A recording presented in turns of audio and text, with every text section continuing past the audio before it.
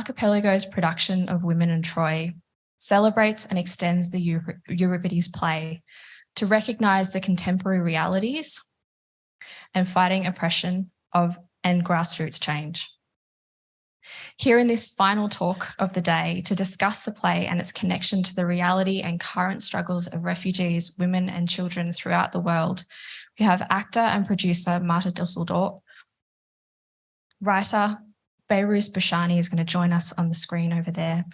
And we'll have those two in conversation with historian Professor Kate Darian-Smith, Pro Vice-Chancellor, College of the Arts, Law and Education.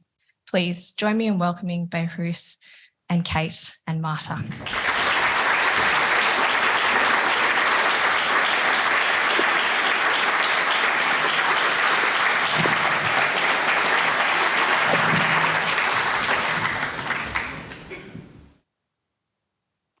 Thank you very, very much, Amalia, and I'd just like to welcome everyone here.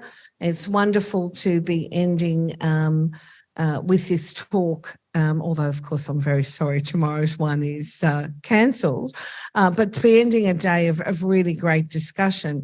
And I want to just start too by saying how privileged I am to be facilitating a talk with Behrouz, who's from joining us on the screen from New Zealand, and of course Marta, and just to extend my congratulations to them both, because the Archipelago production of Women of Troy, which really frames some of the things we'll be talking about today, is a wonderful production. And if you haven't seen it yet, there are still some tickets available tonight and tomorrow, but you'll have to be quick. So, and I would really heartily recommend it. I've seen it and thought about it since the performance earlier this week. And I think, as I said, it frames contemporary issues and issues about the role of women in dissent and in war that in many ways, sadly, actually, are as fresh today as 2,000 years ago. And I'm thinking about the Euripides play and really the way in which women are voicing in that play what war means for them, both individually and collectively, just made me think too about, and again, about how the past and the present come together. You know, I was reading just recently that in the Ukraine, reports are coming through from areas controlled by Russian troops about sexual violence committed by Russian soldiers against women, men and children, and a staggering number of war crime cases, more than 66,000 as of February this year, have been reported. And a large number of those, of course, are about the treatment of women and rape in war. That really sets out, I think, how we will start some of the discussion today, because I wanted to ask both Marta and Behrouz just to reflect on, is there something about the suffering of women and children that does not change over time or context? Marta, or Behrouz, would you like to join us and go first with that question? Hang on. Yeah, I said that I couldn't hear your voice well. So if you say the question, ask the question again. Okay, I'll ask the question, is there something in the suffering of women and children that does not change over time or context? How universal is that? Yeah, thank you very much. And thank you for having me.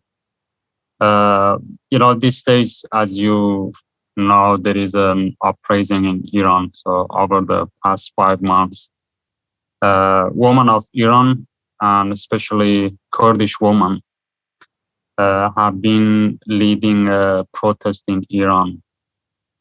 and that actually has changed a lot in the country and has effect on political culture in Iran. So first of all, I wanted to just say something about that protest and just mention them as a solidarity and support. I think it's very important that people around the world really understand different layers of this protest, and especially how the slogan "Woman, Life, Freedom" come from resistance knowledge in Kurdistan. That is very important, and we can learn a lot from that protest and that movement, and from women in that part of the world who are struggling against that system. And I think to answer this question, I should mention Australia, and the context of refugees in Australia. That whole women in Nauru have been suffering, and still there are 60 people remain in Nauru, and some of them are women. And how people have been suffering, how they've been sexually abused, by the system. And there are many stories in this context, many untold stories, and many stories that people really didn't care about them. So there are some big cases over the past 10 years in Australia detention industry that how women have been sexually abused, or they have been, and I should mention this, that many of these women who suffer in Nauru and in Australia detention, they escape their countries because of sexual abuse. They escape their countries because of discrimination, gender discrimination, and in Iran, gender apartheid. And when they came to Australia, they banished them to Nauru, and again, they had to endure and struggle against the same system with the same mentality. So we cannot really separate this woman from their background and what they, experience. Thank you. Marta, is there anything that you want to add to that? When I was about 19 years old, maybe 20, I started visiting Villawood, which is just outside of Sydney. And I had to bring my passport to get in there. And they would search us, and we would put all of our stuff on a conveyor belt, and we were treated like criminals just for visiting. And then we went in and we would take food and phones. Sometimes we would take hope and company. And I met a family who their children had sewn their lips together in protest for their incarceration. And I remember sitting with the mother at the table with a packet of Doritos between us and looking into her eyes, and not yet being a mother myself, not really fully understanding the helplessness that she must have felt and the desperation her children must have felt to go to that level of self-mutilation in protest to get some vision on what was actually going on. Sadly, they were returned to their country where they were hunted, and they were then settled in New Zealand, where Behrouz is today. And they are living whatever is left of their lives together. But I've never forgotten that. And yes, luckily, Villawood is no longer, but that doesn't negate what Behrouz is talking about with Nauru. So yes, I think the fact that we're sitting here talking about it today and I'm 50 saddens me greatly. I've done some missions with Australia for UNHCR, been lucky enough, I've volunteered with them. And I went to the border of Jordan and Syria to go to Zatri. It was 75,000 people, and they had been there at that point for about 8 years. It's now 11 years. And I sat with a lot of women and tried not to accept their tea and chocolate that they wanted to share with me because they have so little. But all of them remained hopeful and courageous, and they all wanted to return home to Syria. And they all said to me, please share our stories with the world. Please let people know we are here. So that is why Archipelago Productions has put on Women of Troy for you all here in the beautiful Theatre Royal. We're so grateful to Behrouz when we asked him to write poetry for us that we've put to music with Katie Noonan's composition. So, yeah, it has been an honour and a privilege to work with you, Behrouz, and I can't wait to meet you in person. And look, thank you very much for those comments, Behrouz and Marta. And I just want to pick up on a couple of things there and take that a little bit deeper. You know, in Women of Troy, Marta, you play a mother who, in a very moving, you have a young son who is taken by the Greeks and I think is killed, thrown from the Tower of Troy. And of course, in the play, that is a very, very powerful image. And I just wanted to really pull out, there's something about mothering. How does it feel to play that role? It's really very moving to watch. That's good. Because, you know, you don't always know. It's been fascinating playing Women of Troy because the stakes are so enormous. And I do a lot of television and that is sort of the opposite. Although I did play a Holocaust survivor for 6 years in A Place to Call Home. And I took that very seriously, representing survivors. And I did a lot of research around it. And what I couldn't do was watch anything that was fictional around the Holocaust after I had done all of the factual checking and absorbing. I listened to Shoah. I read If This Is a Man by Primo Levi. I read If This Is a Woman, about an experience in Ravensbrück. And yeah, so playing this role, we really are walking out to represent and give voice to these women that Behrouz is talking about and the women that I had met and have met and hope to meet again at home, not in a camp. And I take it very seriously. So our job is not to ever manipulate an audience. And I really try very hard not to do that. And Harry, who plays my son, used to be my neighbor. And I rang his mum and I said, Marnie, I've got a little favor to ask. Look, some serious shit happens, but I will take care of him. And he is such a beautiful performer because I guess what I'm trying to say is the way he hugs me makes me a mother. I have my children on stage with me, actually. My 2 daughters are in the chorus.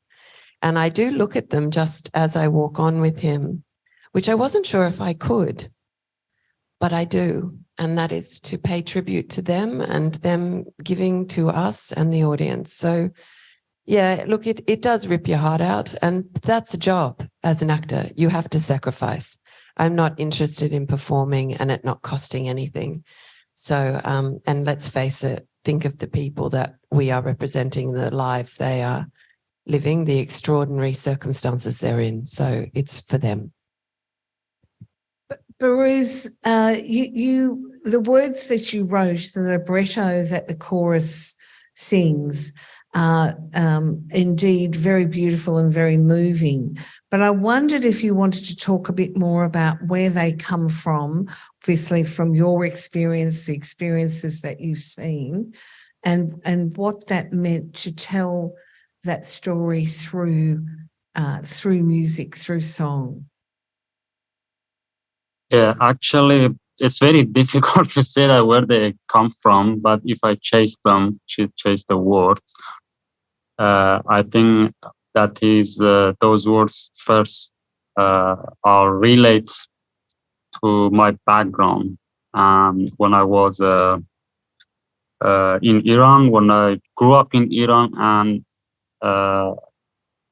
when I was a kid, because the first image that I remember from my life, which is horrible, that the first image that we remember are from a war between Iraq and Iran, which happened mostly in Kurdistan.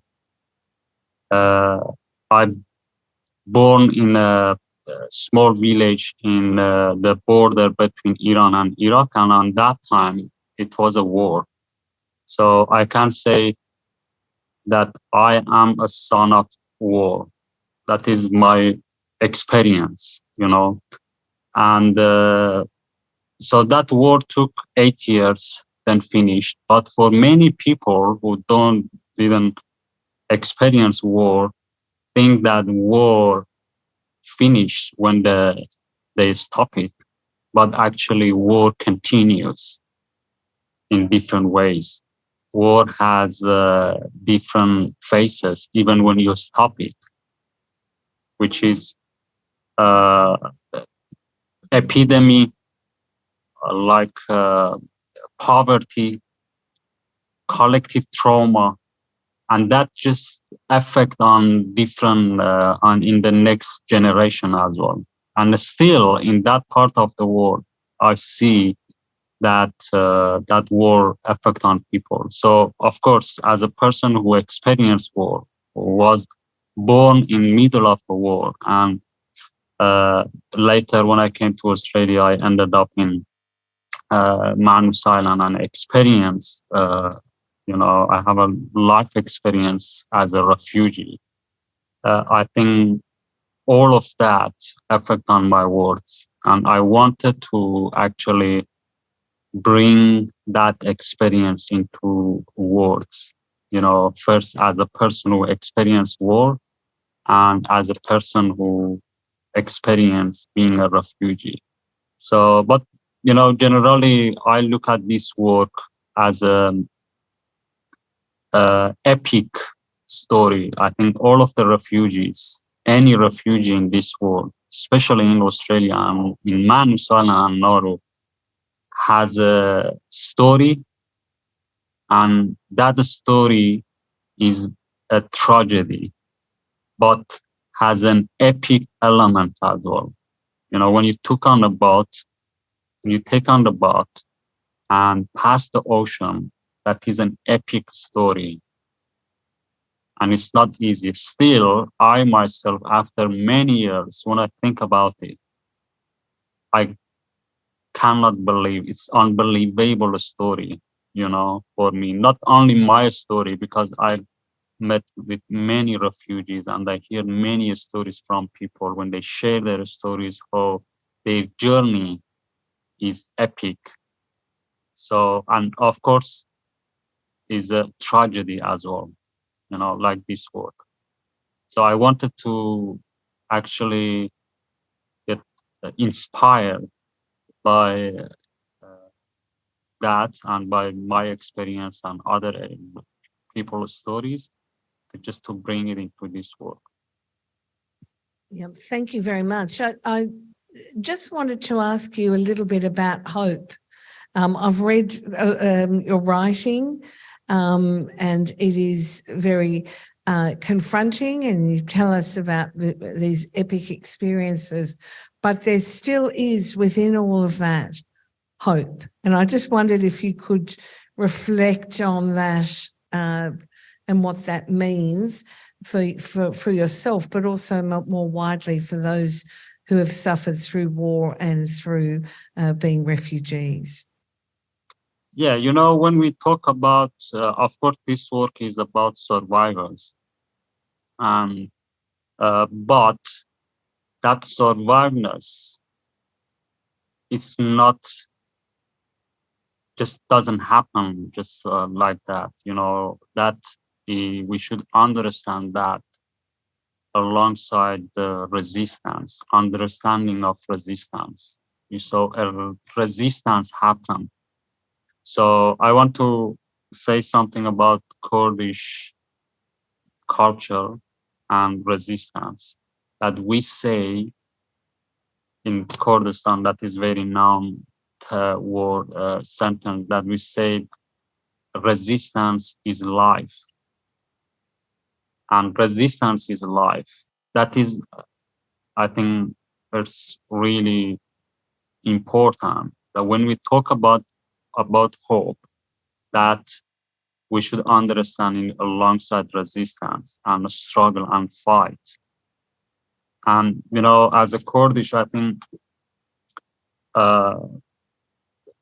just recently over the past decade, 6 years, 5 years, we've seen many women who were in Kurdistan, who were fighting against ISIS.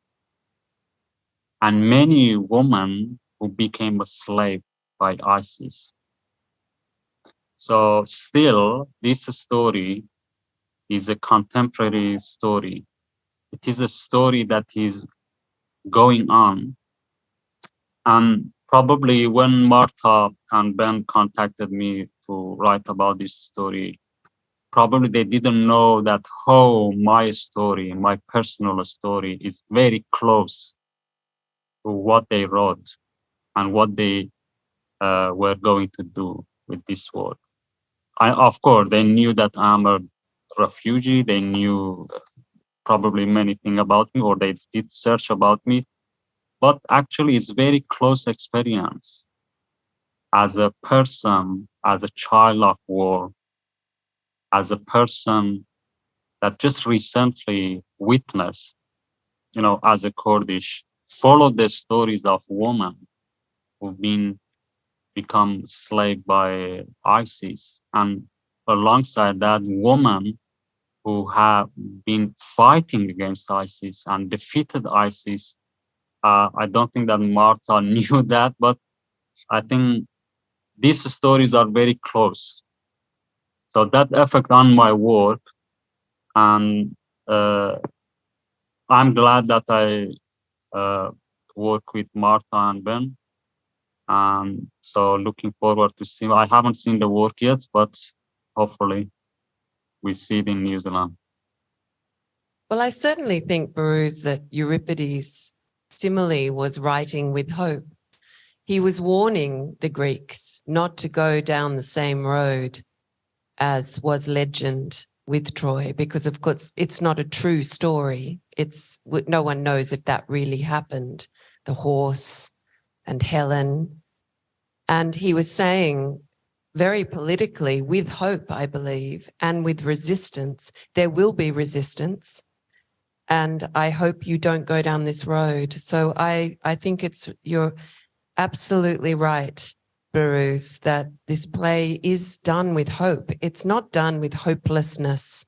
And it says the women will fight, and they will make their own decisions. And Cassandra, of course, goes on to wreak havoc and says, I will bring down this place and these people and these men. So thank you for those words, because I'll play with them in my mind in the next final 3 performances, because I do think we make theatre with hope that it will change someone or fill someone or remind someone or agitate enough or comfort someone who has been through that type of objectification, experience, trauma.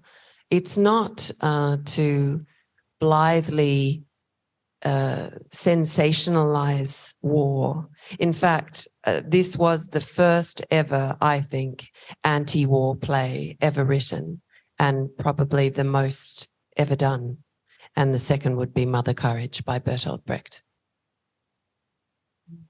And I think, Marta, the seriousness and the power of theatre is something that you've really brought there. And Behrouz, of course, your writing is writing that I think really is about transforming the understanding of the reader and of the audience. And I suppose I say that at one level it seems quite trite and obvious how telling stories through theatre, through writing, through reflection can change the view of the world, but it's not trite. It's actually really quite profound and really important to acknowledge. Well, when you go and meet with UNHCR, who are working on the ground trying to restore some sort of dignity to refugees, they say it's one person at a time. Whenever anyone asks me, what could I possibly do? I say, you donate to the people that are making the difference, one person at a time. So when I'm in the theatre and say it's an 800-seater, if I impact one person, then I feel I've done my job. So yeah, it really is small steps, but the accumulation, I think, as Behrouz would agree, eventually the roar becomes so loud that maybe change is affected. Thank you. Look, our time is moving along, and I just wondered in the last 10 minutes or so if we could open up for some questions from the audience, who I'm sure will have some things to ask both Behrouz and Marta. And I think we've got a roving mic, if I can see any. It's very hard to see. Where are we?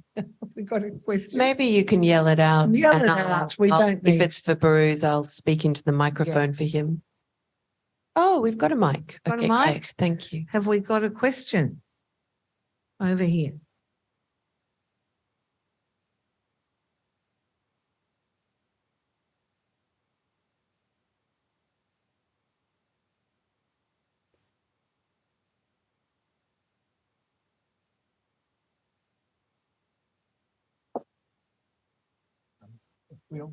We all sat together, and quickly, thank you so much, all of you, and particularly for bringing us Women of Troy.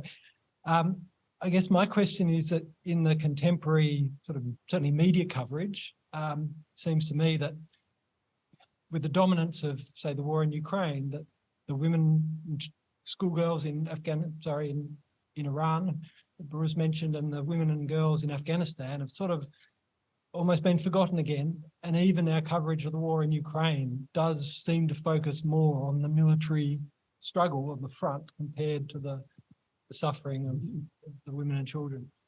So I wondered if you could perhaps comment on that. So it's really a question, I think, what you're suggesting around media coverage and how certain stories get privileged over others at certain times. And how often those who are suffering, women and children, get buried beneath more military exploits. Look, I would say at the start, I think that does happen. But I'd like to, Behrouz, any comments on that? How do we keep a awareness of what's happening in Syria, in Afghanistan, when our media often is covering other wars? And it's actually terrible, of course, that there are so many conflicts, that they're vying almost for attention. But how do you, Yeah, I think that I shared that through my experience as a journalist, as someone who I've been writing about this in this context about refugees for 10 years, since I become a refugee. And I've worked with many journalists and media all around the world, and still I work with them, and also with humanitarian organizations and activists, different kind of people. But I think make people aware, or awareness is not enough. In Australia, people like me, we've been working so hard for many years that we make people of Australia aware of what is happening and what the Australian government has done. What the tragedy is going on, and it still continues, but nothing changed really. And I think the true change comes from art. The true change comes from literature. That people feel women in Afghanistan or in Iran or elsewhere, or refugees in those prison camps. So I think that's why I have for many years I've been working with mainstream media, but in the same time I criticize them as well, because I am not happy with the language that they use about refugees, the language that they used about marginalized people, but this work that I think I have a deeply respect to this kind of works, because it is a work, it is a story from an ancient time, and now reproduce it in the contemporary time, and people feel it. People feel those mothers. People feel those women who are struggling, and they definitely, when they leave the venue, they think about it. And I think the true change comes from that moment, when the audience go back home and they think about it. I think that change come from there, not from the media. I say that as a journalist. So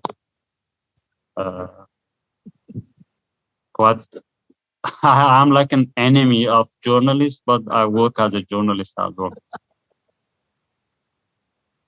Yeah. Marta, anything you want to add about the press and the... I think it's very shameful. And I think it's very hard for people to confront that shame. Because when women and children and men, but when women and children are treated with such despair, disrespect, discarded, it's hard to talk about it. I think it stains the human condition. And so they shy away because it's easier to blame. So they look for blame to create anger, to create coercion, to make money.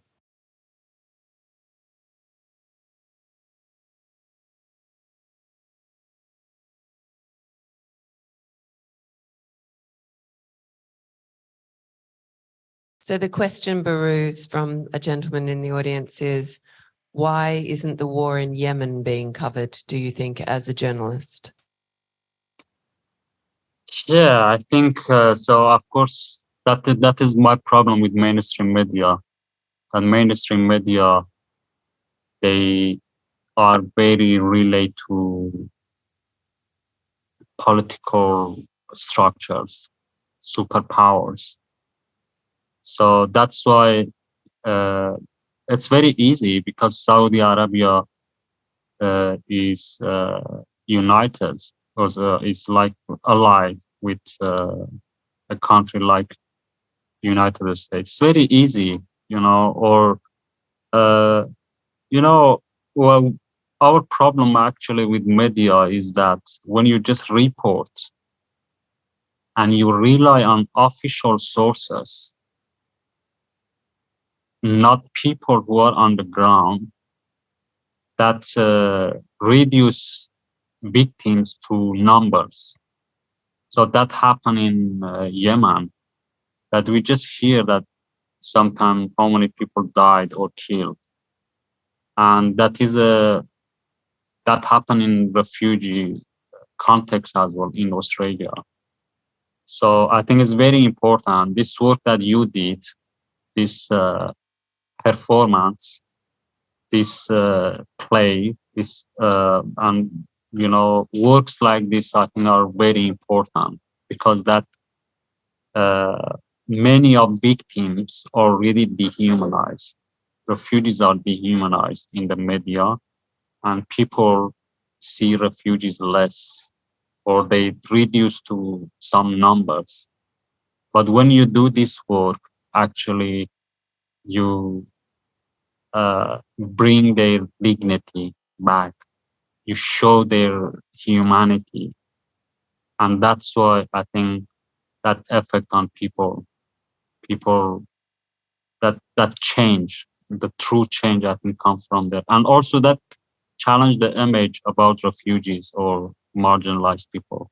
So in Yemen, we don't really see this kind of works, because Yemen people there are just some numbers in the media.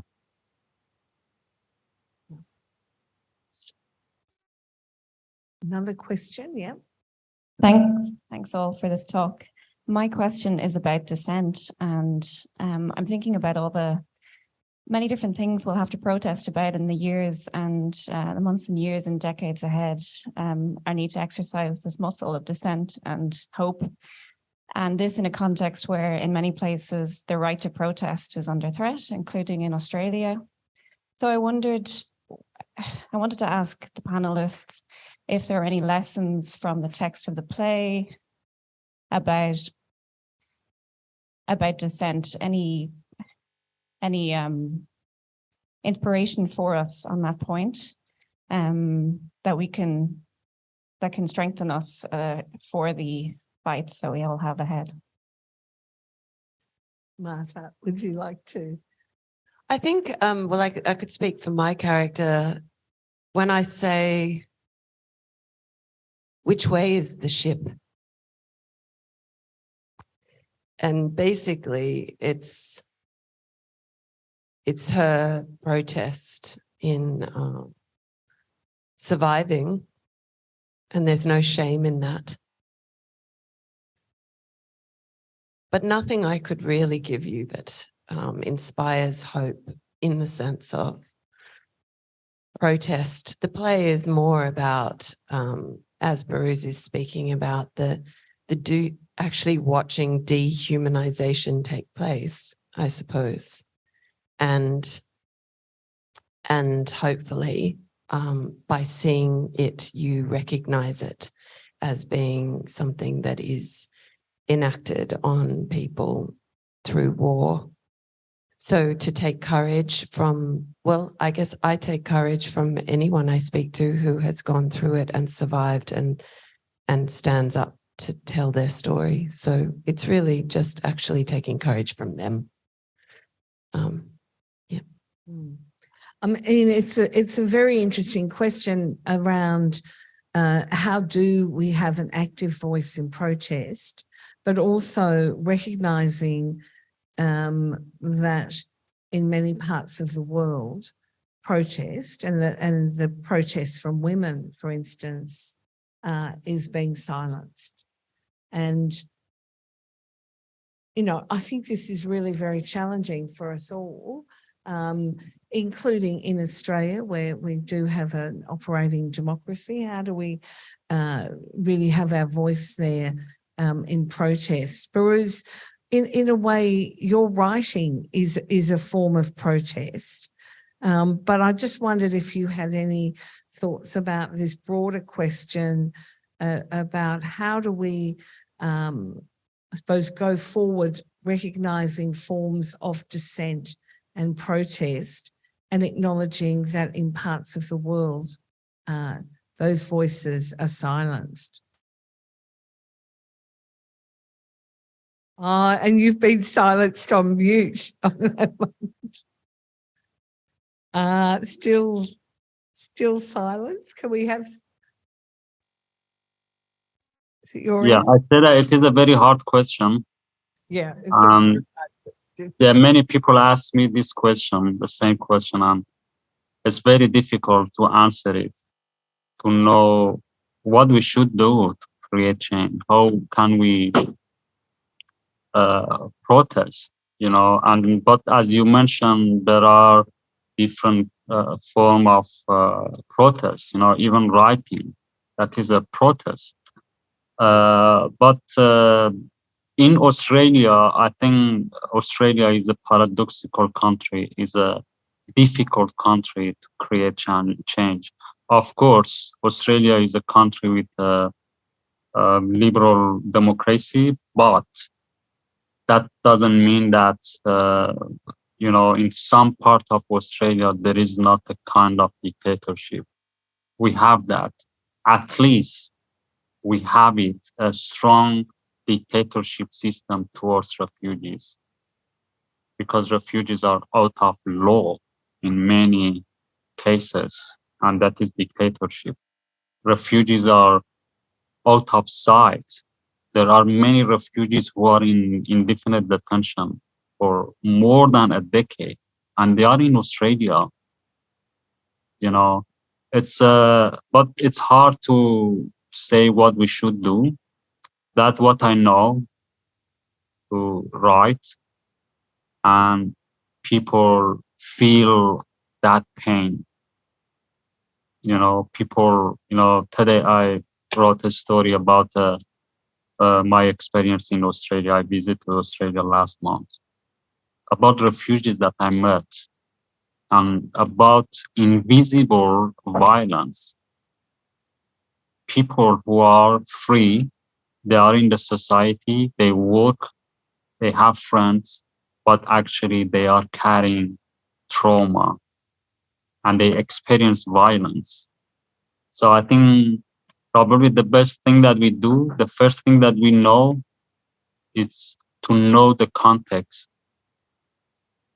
and understand it. Then we will find a way, we find a way how to protest, how to resist. So protest is not just go on the street and protest. I think we should first understand it. Yeah, and I thank you for that. I mean, as someone who works in a university, is interested in ideas in the future, in what young people do, I think this is something that is really very important about various forms of protest. And I would see that as equally as important to make sure we have discussions, that we share ideas, we share information, we provide that wider context. So I think that's really what we can do. We had a schools show just quickly, and I'm not sure Behrouz knows this. 400 students from mainly from Hobart came along, and we weren't sure what it would mean. They were 16, 17, and 18 years old, and they were so deathly silent. And right at the end, they just roared. The applause was huge. They were stamping and whooping, and they all stayed for a question and answer for a good half an hour afterwards. And I thought, well, we're in good hands. The children were engaged, interested, and to your point, Behrouz, understood the context. They had the information. So I think that's really valuable to me, and I will keep updating myself actually around the context, especially in this country, to make sure I know what's going on, and so I can talk about it. And look, our time has come to an end, and I think Can I- that's really Can I important. say something? I Oh, think, Behrouz, we'll have you come in. yeah. No, Marta mentioned Hobart. I should say that I was this Christmas holiday, I was in Hobart for 2 weeks. So I was with, I spent time with Nick McKim and his family. I visited a forest. I forgot the name of the forest that some activists were protesting. I'm quite sure that you know that forest in Hobart, in Tasmania, and we stayed there for one night. I climbed a tree. I stayed with them for one night just to show support and solidarity. But at night, we had a little workshop about climate change and activism in that context, and how that is very related to refugees. So actually, we cannot really separate these issues. That's why I think we should really understand different layers of, the issues that we are protesting against. So when we talk about refugees are not separate from, climate change. It's not separate from the, environment. So that is my understanding, that all of these issues are related to each other. So we should learn from them. We should try to, and of course, on that night, I learned a lot from those activists and how this mechanism of power everywhere, all around the world, works same, and how damage people around the world, including interesting. refugees. You should say that, Behrouz, because Archipelago Productions' next production is the carbon neutral adventures of the indefatigable Envirotines. And it's a First Dog on the Moon book that we've commissioned into a play, and it'll be playing here at the Hedberg studio in 4.5 weeks. Oh, that's great. So if you haven't got your tickets, you can get them at the box office on the way out. Look, I'll have to bring this to a close. I just want to say, Behrouz, thank you very much for that last comment, really, which is about the whole holistic way in which we have to think of context and protest. And I'm sure that everyone here would welcome you back to Hobart. Oh, yeah. Thank you. But you should be very careful. I already warned that the mainland is going to probably steal your water. So be careful with those projects. We know that. So thank you very much. And Marta, thank you. And thank you to Archipelago as well for the work you're all doing. We could keep talking for a long time, but I think we certainly have to let Marta go and prepare for performance a bit later. Thanks all, and a really great discussion. Thank you. Thank you very much. Thank you.